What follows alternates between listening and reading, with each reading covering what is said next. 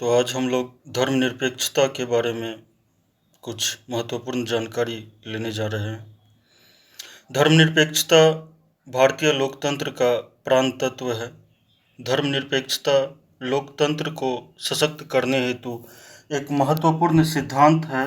यह भारतीय राजनीति का मूलाधार है, जिसमें राजनीतिक दलों व भारतीय संविधान की महत्वपूर्ण भूमिका होती है।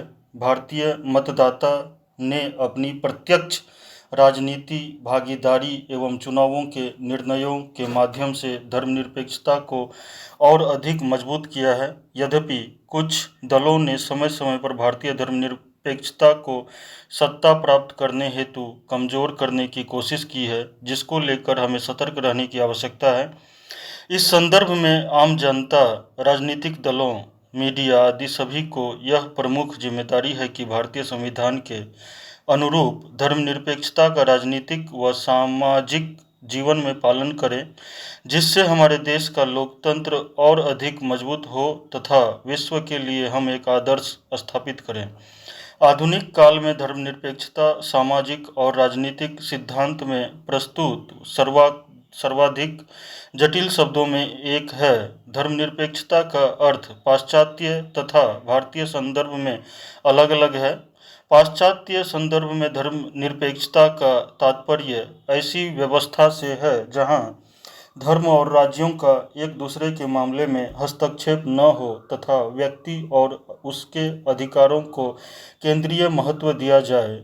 जबकि भारतीय संदर्भ में धर्मनिरपेक्षता के अर्थ में पश्चिमी भाव तो शामिल है, साथ ही कुछ अन्य भाव भी शामिल हैं। भारतीय धर्मनिरपेक्षता का तात्पर्य समाज में विभिन्न धार्मिक पंथों एवं मतों का सह अस्तित्व, मूल्यों को बनाए रखने, सभी पंथों का विकास और समृद्ध करने की स्वतंत्रता तथा साथ ही साथ सभी धर्मों के प्रति एक समान आदर तथा सहिष्णुता विकसित करना है। इस प्रकार धर्मनिरपेक्ष व्यक्ति या राज्य वह होता है जो किसी विशेष धर्म का अन्य धर्मों की तुलना में पक्ष नहीं लेता। इस अर्थ में धर्मनिरपेक्षता धार्मिक उग्रवाद का विरोधी भाव है और इसमें धर्म के प्रति विद्वेष का भाव नहीं होता है, बल्कि सभी धर्मों का समान आदर किया जाता है।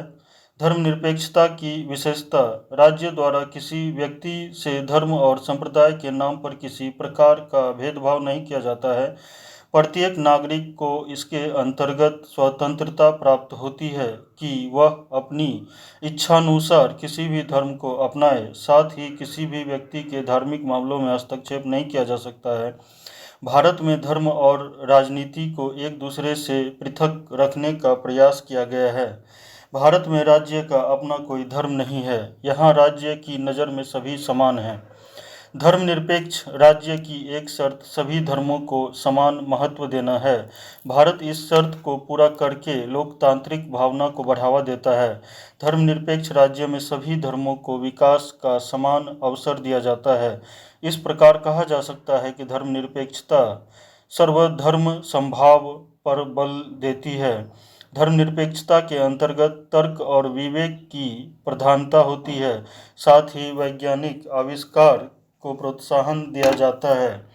धर्मनिरपेक्षता से विविधता में एकता को बल मिलता है। भारत में धर्मनिरपेक्षता की आवश्यकता, भारतीय संविधान निर्माताओं ने राष्ट्रीय आंदोलन के इतिहास से शिक्षा लेते हुए धर्मनिरपेक्षता को महत्व दिया। भारत का धर्म के नाम पर विभाजन हो गया। फलतः इन लोगों ने धर्म और राजनीति को एक दूसरे से दूर करते हुए संविधान का निर्माण किया। महात्मा गांधी, मौलाना अब्दुल कलाम आज़ाद, जवाहरलाल नेहरू आदि नेताओं का धर्मनिरपेक्षता के सिद्धांत में अटूट विश्वास था। यद्यपि राष्ट्रीय आंदोलन से पहले ही सामाजिक धार्मिक सुधार आंदोलन ने धर्मनिरपेक्षता का मार्ग प्रशस्त कर दिया। भारत में लोकतांत्रिक शासन प्रणाली अपनाई गई है, जिसके अंतर्गत व्यक्ति को समानता, स्वतंत्रता व न्याय जैसे मानवाधिकार प्राप्त हुए हैं। इन अधिकारों में धार्मिक स्वतंत्रता महत्वपूर्ण है, क्योंकि इसके अभाव में राज्य में समानता व धर्मनिरपेक्षता की स्थापना नहीं की जा सकती। भारत की सबसे बड़ी पहचान विविधता है और इसी विविधता के कारण हमारे यहाँ एकता विद्यमान है। अतः विविधता में एकता को बनाए रखने के लिए धर्मनिरपेक्षता जरूरी है। भारत में रहने वाले अल्पसंख्यक वर्ग के लोग इसी देश के नागरिक हैं। इन अल्पसंख्यकों को विश्वास दिलाने एवं इनकी रक्षा करने हेतु धर्मनिरपेक्षता का मार्ग अपनाने की आवश्यकता है। एक धर्मनिरपेक्ष राज्य विभिन्न मोर्चों पर बेहतर साबित होता है, क्योंकि यह धार्मिक दायित्वों से मुक्त होकर सभी धर्मों के प्रति सहिष्णु रहता है। भारत आज निरंतर विकास कर रहा है और एक वैश्विक महाशक्ति बनने के मार्ग में है। ऐसे में विश्व के समक्ष धर्मनिरपेक्षता का आदर्श स्थापित करने की आवश्यकता है। भारतीय संविधान में धर्मनिरपेक्षता के बारे में पढ़ते हैं। भारतीय संविधान में धर्मनिरपेक्षता शब्द का उल्लेख नहीं किया गया है, लेकिन संविधान में कई ऐसे अनुच्छेद हैं जो भारत को एक धर्मनिरपेक्ष राज्य बनाते हैं। भारतीय संविधान की प्रस्तावना में 42वें संविधान संशोधनों 1976 के अंतर्गत पंथ निरपेक्ष शब्द जोड़ा गया। इससे तात्पर्य यह है कि राज्य सभी मतों की समान रूप से रक्षा करेगा और स्वयं किसी भी मत को राज्य के धर्म के रूप में नहीं मानेगा। भारत का संविधान हमें विश्वास दिलाता है कि उनके साथ धर्म के आधार पर किसी भी प्रकार का भेदभाव नहीं किया जाएगा। भारतीय संविधान के अनुच्छेद 14 के अनुसार भारतीय राज्य क्षेत्र में सभी व्यक्ति कानून की दृष्टि से समान होंगे और धर्म, जाति अथवा लिंग के आधार पर उनके साथ भेदभाव नहीं किया जाएगा। अनुच्छेद 15 में स्पष्ट रूप से इस बात का उल्लेख किया गया है कि किसी नागरिक के विरुद्ध धर्म, जाति, लिंग या जन्म स्थान के आधार पर विभेद नहीं किया जाएगा। इसी तरह अनुच्छेद 16 राज्य के अधीन किसी पद या अन्य नियोजन में नियुक्ति के विषय में सभी नागरिकों को एक समान अवसर प्रदान करता है। कुछ अपवादों को छोड़ करके अनुच्छेद 25 के अनुसार सभी व्यक्तियों को अंतःकरण की स्वतंत्रता का और किसी भी धर्म को अबाध रूप से स्वीकार करने का, प्रचार करने का अधिकार है। अनुच्छेद 26 धार्मिक संस्थाओं की स्थापना का अधिकार देता है। अनुच्छेद 27 के अनुसार किसी भी व्यक्ति को किसी विशिष्ट धर्म की अभिवृद्धि अथवा पोषण में किए गए खर्च के लिए किसी भी प्रकार का कोई कर देने के लिए विवश नहीं किया जाएगा। साथ ही संविधान किसी विशेष धर्म पर किए जाने वाले व्यय को कर से मुक्त करता है। अनुच्छेद 28 के अनुसार राजकीय निधि से संचालित किसी भी शिक्षण संस्थान में किसी भी प्रकार के धार्मिक शिक्षा नहीं दी जाएगी। भारत में धार्मिक अल्पसंख्यकों के हित को धर्मनिरपेक्षता का आदर्श ही सबसे बड़ा प्रभावी संरक्षण है। अनुच्छेद 29 के द्वारा अल्पसंख्यकों को अपनी विशिष्ट भाषा, लिपि या संस्कृति को बनाए रखने का अधिकार प्रदान किया गया है। अनुच्छेद 30 में विभिन्न अल्पसंख्यक वर्गों को अपनी रुचि के अनुसार शिक्षा संस्थाओं को स्थापित करने और उनके प्रशासन का अधिकार दिया गया है। अनुच्छेद 44 के अनुसार राज्य सभी नागरिकों के लिए समान नागरिक संहिता बनाने का प्रयास करेगा। अनुच्छेद 325 यह व्यवस्था करता है कि धर्म, वंश या जाति के आधार पर किसी व्यक्ति को निर्वाचन नामावली में सम्मिलित किए जाने के लिए अपात्र नहीं समझा जाएगा। धर्मनिरपेक्षता और भारतीय राजनीति के बारे में कुछ महत्वपूर्ण जानकारियों के विषय में जानते हैं। भारतीय संविधान की प्रस्तावना और विभिन्न अनुच्छेदों में भारत को धर्मनिरपेक्ष राष्ट्र बनाया गया है। हमारे संविधान निर्माताओं ने भी धर्मनिरपेक्षता के आदर्श को स्थापित करने के प्रयास किए तथा एक ऐसे लोकतांत्रिक राज्य की कल्पना की जिसमें किसी धर्म को स्थान नहीं दिया गया। उन्होंने ऐसी राजनीति का समर्थन किया जो धार्मिक सहिष्णुता व धर्मनिरपेक्षता पर आधारित हो। वस्तुतः भारतीय राजनीति में प्रारंभ से ही धर्मनिरपेक्षता को प्रमुखता दी गई। यही कारण है कि आज भी हमारी एकता कायम है। आज ऐसे कई उदाहरण हैं जिनमें धर्म के आधार पर निर्मित हुए राष्ट्र जल्दी टूट गए हैं या वहां अराजकता जैसी स्थिति देखी जाती है। यदि भारतीय राजनीति में धर्मनिरपेक्षता संबंधी संवैधानिक प्रावधान का पालन सभी व्यक्ति, संस्था, सरकार करे तो हमारी राजनीति और भी ज़्यादा सुचिता आधारित व परिपक्व होगी तथा भारतीय लोकतंत्र और भी सशक्त होगा।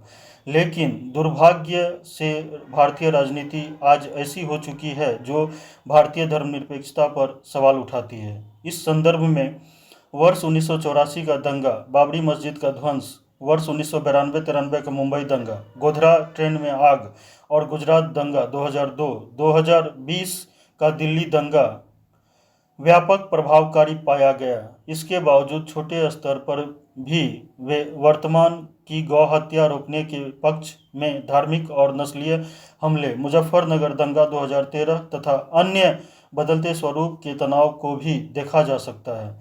सबसे बड़ी विडंबना यह है कि जिन राजनीतिक दलों पर लोकतंत्र व धर्मनिरपेक्षता को मजबूत करने की जिम्मेदारी है, वहीं लोग अपनी स्वार्थपरक राजनीति के लिए इन मुद्दों को चुनावी हथियार बनाते हैं, जिसका शिकार आम जनता होती है, जिस कारण समाज का सौहार्द्रिक माहौल बिगड़ जाता है।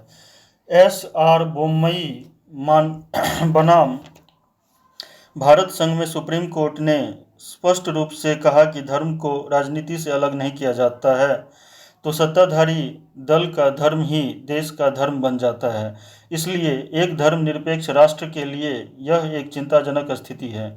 भारतीय राज्य द्वारा धर्मनिरपेक्षता के प्रति प्रतिबद्ध होने के साथ साथ अल्पसंख्यकों के संरक्षण को लेकर कुछ जटिलता उत्पन्न होती है। वस्तुतः राजनीतिक व्यवस्था में बहुसंख्यक समुदाय की तुलना में अल्पसंख्यकों का संरक्षण आवश्यक है, लेकिन समस्या तब होती है जब राज्य के द्वारा इस प्रकार के संरक्षण देने से अल्पसंख्यकों के पक्षपात या तुष्टीकरण का आरोप लगता है।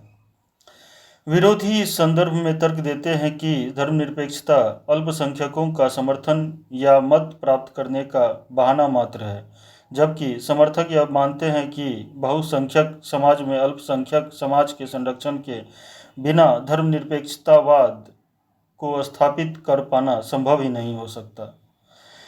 फिर यह विवाद और जटिल तब हो जाता है जब राजनीतिक दल अथवा सामाजिक आंदोलन अपने निहित स्वार्थों के कारण उन्हें हल नहीं होने देते, बल्कि उन्हें बनाए रखना चाहते हैं।